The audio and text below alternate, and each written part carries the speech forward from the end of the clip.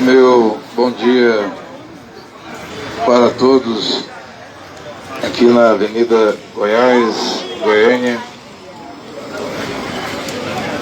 É sempre uma alegria, um prazer imenso, enorme estar aqui para falar o que está escrito na Palavra de Deus, na Bíblia, como Romanos capítulo 1, versículo 6, onde Paulo disse: na verdade, eu não me envergonho do Evangelho, é a força de Deus para a salvação de todo aquele que crê, primeiro do judeu e também do grego. Então, a salvação está no Evangelho. A palavra Evangelho quer dizer notícia nova. São as boas novas. Mas pregador, Paulo já morreu há 2000 anos atrás. Deve haver outro Evangelho hoje na terra, outra mensagem? Não, senhor e não, senhora. Aos Gálatas capítulo 1, versículo 8, Paulo diz ainda que um anjo descendo do céu vos anuncie evangelho diferente do que eu vos tenho anunciado, considere anátema.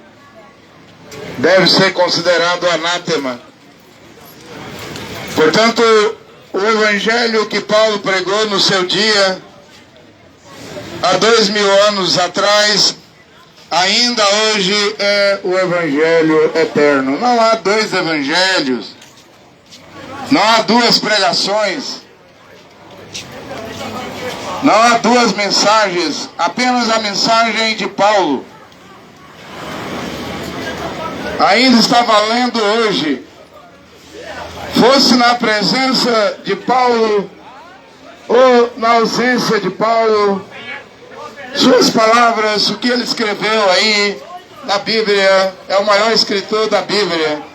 Como Moisés foi o maior escritor do Velho Testamento, na primeira aliança, na lei de Moisés, Moisés deixou ali 5 livros.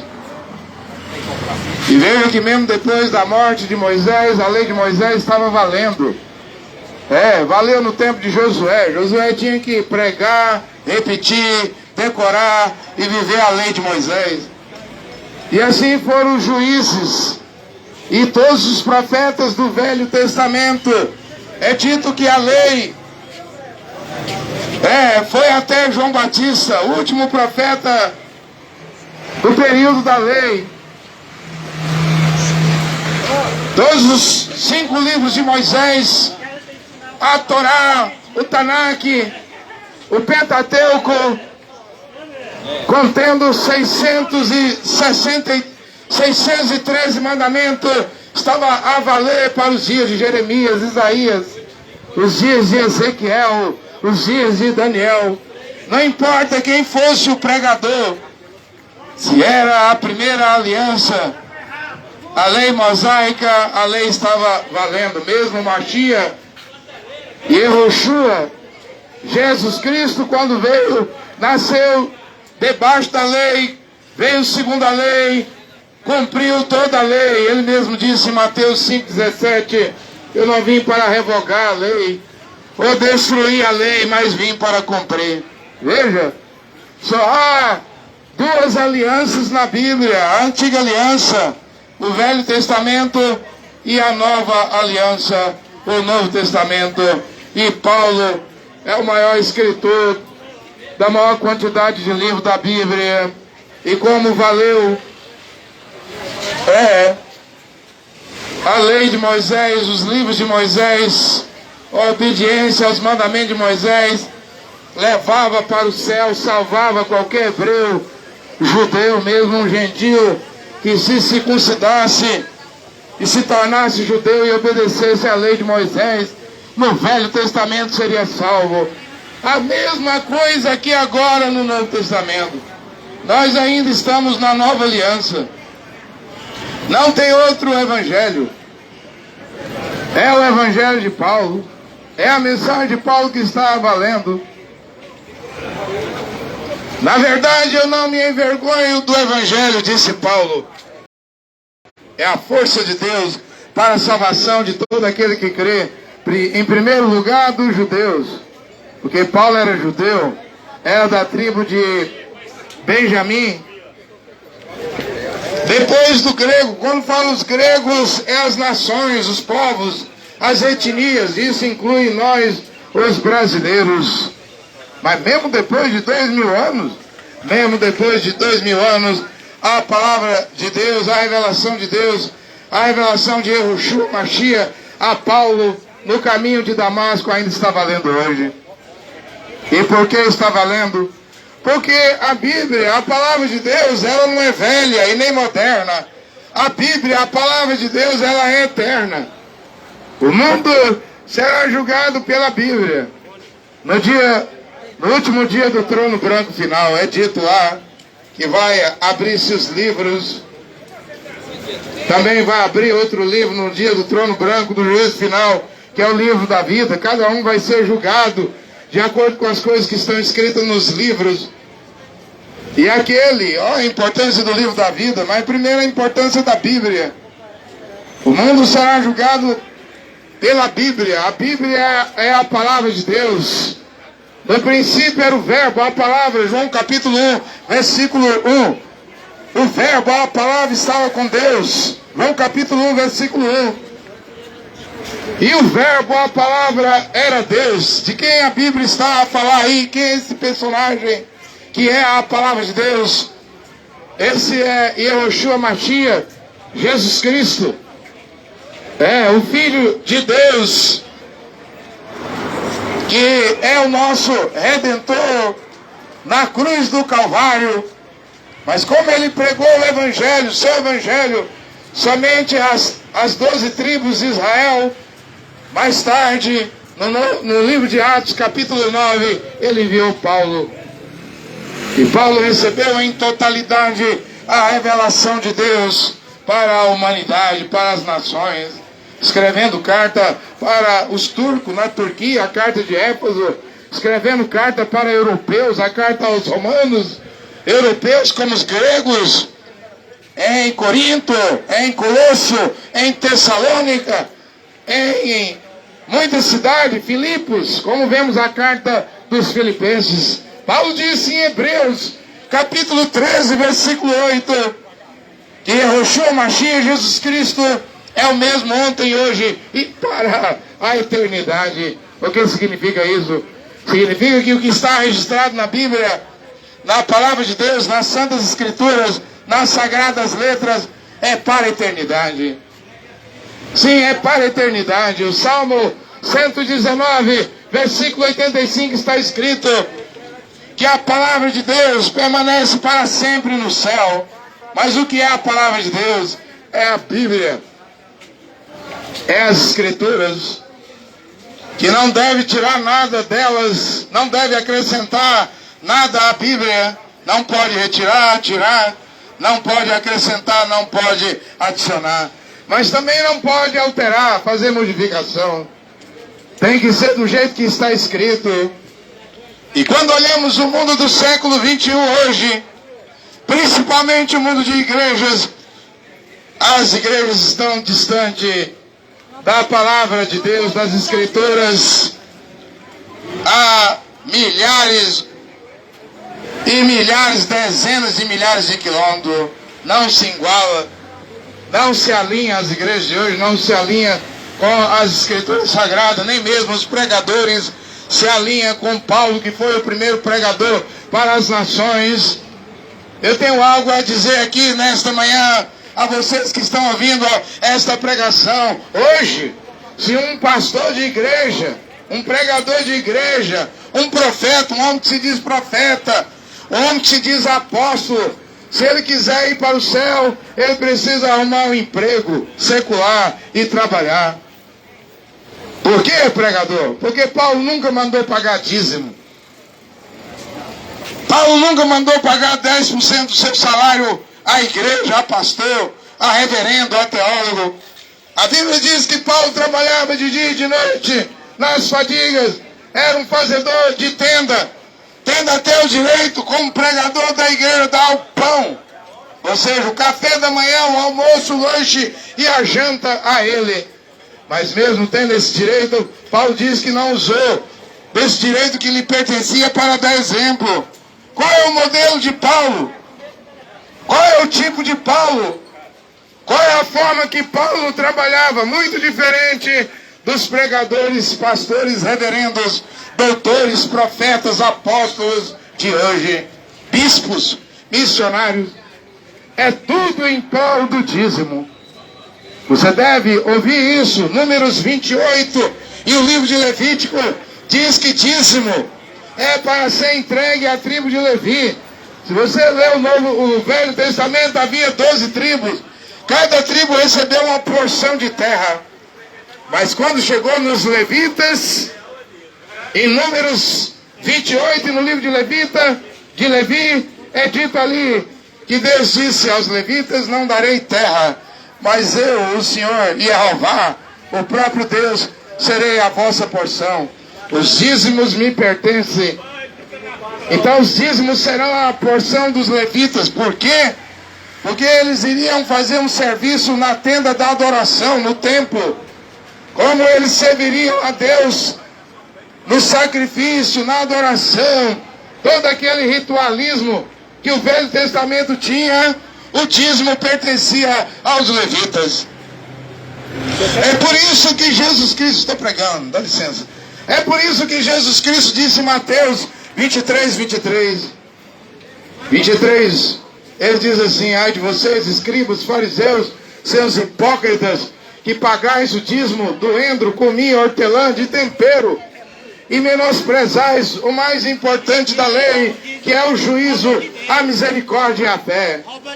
Deveis fazer essas coisas, o que? Pagar o dízimo. Mas a quem? Você sabia que Yeshua, Jesus, não podia receber dízimo, e não recebeu dízimo de ninguém? Por quê, pregador? Porque ele era da tribo de Judá. Como que alguém da tribo de Judá iria receber dízimo? Paulo também não recebeu dízimo de ninguém. Filipenses capítulo 3, versículo 5, diz que Paulo era da tribo de Benjamim. Nenhum benjamita poderia se apropriar de dízimo. Mesmo o povo judeu já foi ensinado que dízimo se deveria entregar aos levitas, aos sacerdotes. Nós não temos levitas no Brasil. Para que entregar dízimo a Edir Macedo? Ele não é levita. Ele nem israelense é. Para que entregar dízimo a Valdemiro Santiago, ao pastor Silas Malafaia, ao Agenor Duque, aos profetas de igrejas aí afora? Em primeiro lugar, você não é judeu, nem eu. Dízimo é para levitas. No Novo Testamento, na Nova Aliança, são 13 cartas que Paulo escreve às nações. Romanos, Coríntios 1 e 2, Efésios, Gálatas, Filipenses, Colossenses, Tessalonicenses 1 e 2, Tito, Timóteo 1 e 2, Filemon. Em nenhuma carta de Paulo, epístola de Paulo, há um mandamento para nós, as nações, pagarem dízimo. E quem inventou esse negócio de pagar dízimo hoje? A Igreja Católica. No ano 585, no Concílio de Macron, a Igreja Católica estabeleceu ali a volta do dízimo, que é um mandamento do Velho Testamento. Mandou pagar dízimo aos bispos, oferta voluntária aos bispos católicos, mandou pagar primícia aos bispos católicos. E quando o protestantismo nasceu, as igrejas evangélicas, eu faço a pergunta: qual a maior e melhor doutrina que as igrejas gostaram? Claro que é o dízimo. Claro que é o dízimo. Ou seja, se você ler Gálatas capítulo 2, nós estamos desobrigados a obedecer a lei de Moisés. Não estamos obrigados a nos circuncidar. Não estamos obrigados a guardar sábado. Não estamos obrigados a guardar a lua nova, aquelas 7 festas dos judeus do Velho Testamento: Páscoa, Pães Asmo, Propiciação, Tabernáculo, Festa das Trombetas. Nem mesmo a alimentação, porque Deus proibia comer carne de porco. estamos obrigados a obedecer isso hoje. A lei era para Israel. Mas o Novo Testamento, Paulo não veio trazendo a lei de Moisés. Paulo veio trazendo o seu evangelho. E no evangelho de Paulo, de Romanos a Hebreus, para as nações não há a obrigação de pagar dízimo. Mas aí vai surgir uma pergunta: se um pastor não recebe dízimo, como é que ele vai viver? Ué, que esse pastor vai trabalhar, gente. Você precisa mandar seu pastor ir trabalhar, arrumar um emprego. Se é que ele quer ir morar no céu, não ficar engordando aí às custas de dízimo, que não é mandamento para as nações. A Bíblia diz isso. Deus disse lá em Jeová, no começo do mundo: o homem viverá do suor do seu rosto. Mas Deus não mandou o homem viver do suor do rosto dos outros.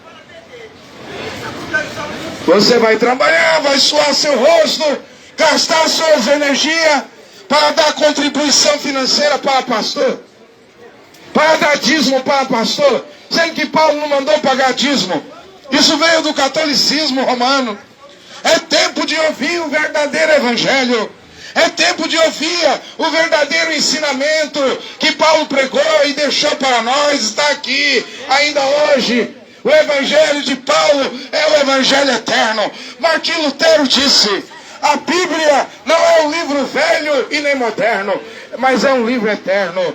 Eu estou aqui para repetir o que Lutero disse há 500 anos atrás. A Bíblia, a palavra de Deus, é eterna. O evangelho de Paulo é eterno. Ninguém deveria pregar uma doutrina diferente da de Paulo. Você sabia, por exemplo, que em Romanos capítulo 7, versículo 2, Paulo estabeleceu que uma mulher, para casar novamente, é somente se ela se tornar uma viúva? Se a mulher tem marido vivo e for de outro homem, será chamada adúltera. Eu pergunto, as igrejas estão ensinando isso? Pastores estão dando carta de divórcio à torta e à direita. Tem mulheres em igreja que estão no quarto, quinto casamento. Quando fica o que Paulo escreveu em Romanos 7, versículo 2, a mulher está ligada ao homem enquanto o homem viver. Mas se o marido vier a falecer, está liberada, livre para casar novamente. E os pastores dão cartas de divórcio. E quando um pastor autoriza uma mulher a casar de novo, uma mulher separada, uma mulher divorciada, a casar de novo, esse pastor coloca esta mulher numa condição de adúltera. Está como adúltera. E a Bíblia diz, em 1 Coríntios, Paulo escreveu, capítulo 6, versículo 9, os adúlteros não entrarão no reino dos céus. Então a porta do céu está sendo fechada novamente. Eu estou pregando, deixa eu pregar. Estou pregando, deixa eu pregar. A porta do céu está sendo fechada. Como em Mateus 23, Jesus Cristo diz que aqueles sacerdotes da lei fechavam a porta do céu. Eles não entravam no céu e não deixavam o povo religioso da sinagoga entrar. E aí Jesus Cristo disse, e Yeshua Machia disse, os bêbados, ladrões, prostitutas entrarão no reino dos céus primeiro do que vocês, adiante de vocês. A mesma coisa está a se repetir na terra hoje, com esse monte de doutrinas do inferno, monte de igrejas que não passam de portas para o inferno. Você acha que você está salvo só porque você é adventista, porque é mormon, porque é testemunho de Jeová, ou porque você é católico, ou protestante, ou pentecostal evangélico da Assembleia de Deus Quadrangular, da CCB, da Congregação Cristã do Brasil, da Igreja do Véu. Você acha que você é salvo só porque você é de uma igreja pentecostal, como Deus é amor, Casa da Bênção, Brasil para Cristo? Ou você acha que você é salvo só porque você é neopentecostal, da Igreja Universal, Mundial, Internacional, Plenitude do Trono de Deus, ou dessas comunidades neopentecostais, Luz para os Povos, Videiras, Renascer? Não, no céu não tem templo, não tem igreja. Se você depende de uma igreja para ir para o céu, quando você morrer, Seus olhos vão ser abertos no Hades, no Tártaro, no Sheol, na hiena de fogo, nos abismos tenebrosos, no lugar de tormento. Se você quer ir para o céu, o caminho para o céu é o mesmo, ontem, hoje e eternamente. É Yehoshua Mashiach. É Jesus Cristo. Ô pregador, eu vejo que você fala de Yehoshua. O que é isso? Yehoshua é o nome do Filho de Deus em hebreu. A letra J não existe no alfabeto hebraico. O nosso alfabeto português tem 26 letras. O alfabeto hebraico tem 27 letras. E o J não aparece ali. Os gregos traduziram o nome de Yehoshua para Jesus. Depois Jerônimo, no ano 383, traduziu a Bíblia do grego para o latim, tirou a letra O e ficou Jesus. E no ano 1540, Jean Giorgino Tricino, da Itália, mudou a fonética da letra I para o J. Mas se você for a Israel hoje, o nome dele é Yehoshua. Se eu for em Israel hoje visitar, meu nome é André aqui em Goiânia, meu nome será André Israel. Nome não pode mudar. Nomes não pode passar por transliteração, por mudança. Isso aí é uma coisa que a Igreja Católica fez. E aí está essa bagagem dentro do protestantismo, pentecostalismo, neuropentecostais e neopentecostais. Mas, de novo, a terra volta a ouvir o nome que salva. Atos capítulo 4, versículo 12 diz: também debaixo do céu não há nenhum outro nome pelo qual devamos ser salvos. Qual é o nome que salva? É Jesus. Como? A letra J não existe no alfabeto hebraico. Isso é romano. Isso vem de Roma, da Itália, da Igreja Católica. Então qual é o nome, pregador? É Yehoshua. Seu nome não é João? Seu nome não é Sebastião? Seu nome não é Ciro? Se você for a Israel, seu nome vai ser o mesmo. Se o presidente dos Estados Unidos, que é um católico, John Biden, vier aqui para o Brasil, seu nome não muda. O nome dele vai ser John Biden, tal como era Barack Obama, Bill Clinton, George Bush. Agora, por que o nome do Filho de Deus, o nome que salva, Atos 4:12, foi mudado? Teve que ser mudado. Falcatrua da Igreja Católica. A Igreja Romana mexeu em tudo. Mas de tempo em tempo, o Evangelho está voltando à terra. Voltou de novo. Quando Paulo, Saúl de Tarso em Atos 9, ouviu aquela voz, no caminho de Damasco, aquela voz não falou português, aportuguesado. Eu sou Jesus, a quem tu persegue. A voz disse: eu sou Yehoshua, a quem tu persegue. É tempo da humanidade, dos homens e mulheres escutarem que para você ser salvo hoje, você precisa ser batizado em nome de Yehoshua. E esse nome é o quê? É o nome do Filho de Deus em hebreu. Isso está voltando. A palavra de Deus é eterna, graças a Deus. A palavra de Deus está voltando. Pouco a pouco a palavra de Deus volta à terra, volta a ser pregada. E por quê? Porque a fé veio pelo ouvir a palavra de Deus. Vamos voltar ao Evangelho de Paulo. Esse é o Evangelho eterno. Leia as cartas de Paulo. Compare a sua religião, a sua igreja, a sua denominação com as cartas de Paulo. Se você vê que não bate, não se alinha, saia dessa religião. Saia dessa igreja. A Bíblia diz em Apocalipse 18, versículo 4: sai dela, povo meu. Sai de onde? Sai da mãe, a Igreja Católica. Sai também das filhas protestantes, evangélicas, pentecostais, neopentecostais, para que você não seja destruído. Não incorre em ser destruído quando Deus resolver fulminar, destruir os pecadores e o pecado sobre a terra. E não está longe. Vemos as nações com mísseis, bombas nucleares. Vemos o mundo agitado. A Copa do Mundo chegou, né? para te distrair. Tiago, capítulo 4, versículo 4 diz: não ameis o mundo, nem o que há no mundo. Quem ama o mundo se constitui inimigo de Deus. O nome já diz Copa do Mundo. Como que você diz que é um filho de Deus e vai assistir Copa do Mundo? O diabo já botou o nome de Copa do Mundo. Mas mesmo tendo o nome do mundo, Copa do Mundo, os crentes, a crentarada, católicos, protestantes, pentecostais evangélicos, deuteropentecostais e neopentecostais vão entrar na Copa do Mundo. E como fica a Bíblia? Ou seja, mais uma vez a Bíblia vai ser desprezada. Mais uma vez aquilo que está escrito na palavra será desprezado. Não ameis o mundo, nem o que há no mundo. Quem ama o mundo é inimigo de Deus. Jesus Cristo disse, e Yahushua Mashiach disse: eu estou no mundo, mas eu não sou do mundo. Não pertencia ao sistema religioso.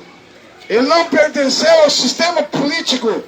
Ele não pertencia ao sistema de entretenimento, de diversão. Pregador, nós precisamos nos divertir. Do jeito que você está pregando, vai parar a diversão. Não. Nós precisamos voltar a obedecer a palavra de Deus. Nós precisamos fazer a vontade perfeita de Deus, porque João disse em sua epístola, em sua carta: o mundo passa e as suas concupiscências, mas aquele que faz a vontade de Deus permanece para sempre. O que precisamos hoje é regressar, é voltar à palavra original, à sã doutrina, ao Evangelho de Paulo. Não há outro Evangelho. Que Deus abençoe aqueles que escutam esta pregação, mas não seja só um ouvinte, seja um praticante da palavra de Deus. Põe em prática. Amém e amém.